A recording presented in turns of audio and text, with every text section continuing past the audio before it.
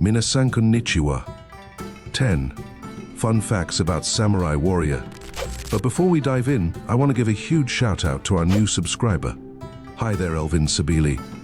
Thank you for subscribing to the channel. And if you are not yet subscribing, please do subscribe because we got loads of new facts and trivia coming your way. Now, to our content. Samurai warriors are known as bushi in Japanese. The samurai were known as bushi in Japan, or buke. The term samurai only began to appear in the first part of the 10th century, originally used to denote the aristocratic warriors.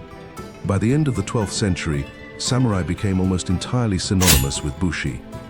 Bushi is used to denote a warrior who may or may not be samurai. The word samurai was closely associated with the middle and upper echelons of the warrior class, who trained as officers in military tactics and grand strategy.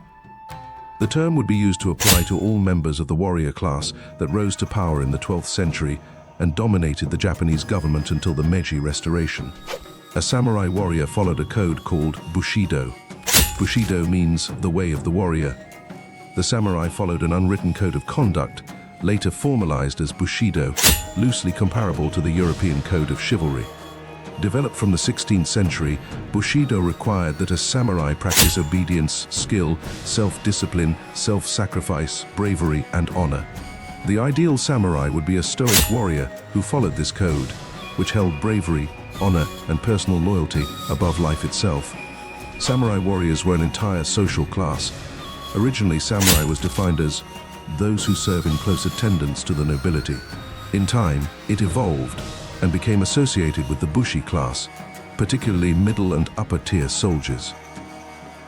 In the early part of the Tokugawa period, 1603–1867, the samurai became a closed caste as part of a larger effort to freeze and stabilize the social order.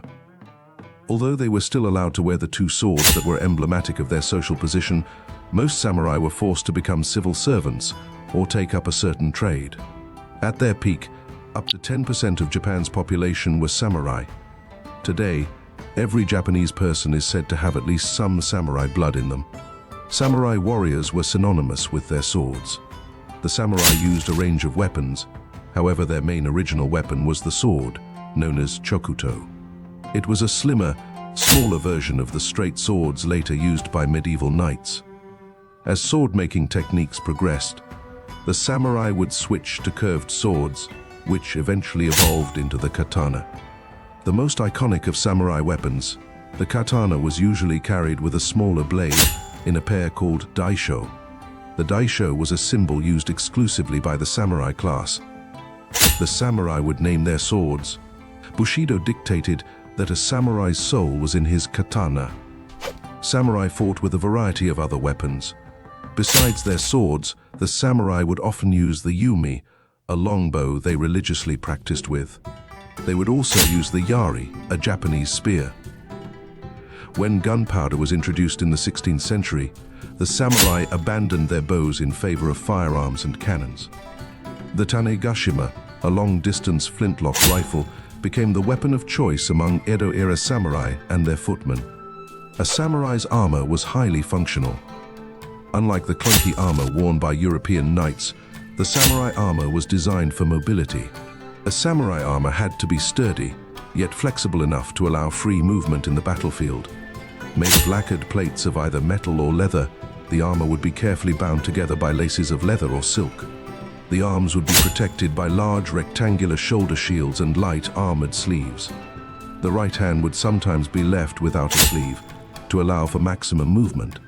The samurai helmet, called a kabuto, was made of riveted metal plates, while the face and brow were protected by a piece of armor that tied around behind the head and under the helmet. The kabuko often featured ornaments and attachable pieces, such as demonic masks that protected the face and would be used to intimidate the enemy. Samurai warriors were highly literate and cultured. The samurai were far more than just warriors. As the essential nobility of their era, the majority of samurai were extremely well educated. Bushido dictated that a samurai strive to better himself in a multitude of ways, including outside combat. Samurai were generally highly literate and skilled in mathematics. The samurai culture produced a great number of uniquely Japanese arts, such as the tea ceremony, rock gardens, and flower arranging.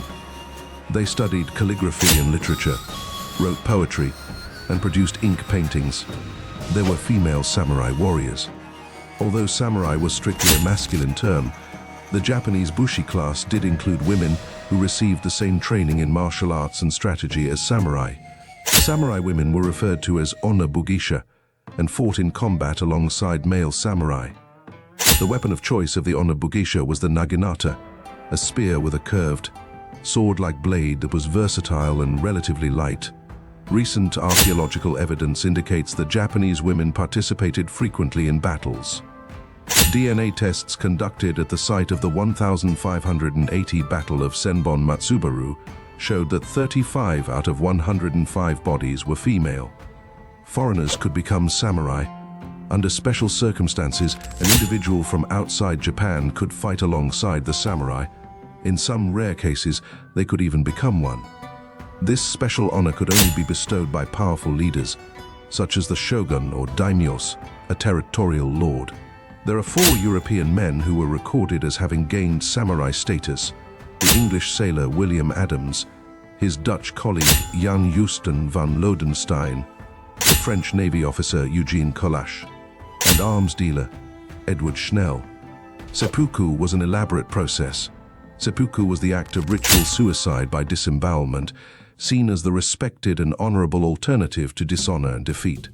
Seppuku could either be a punishment or a voluntary act, performed by a samurai if he failed to follow Bushido or faced capture by the enemy.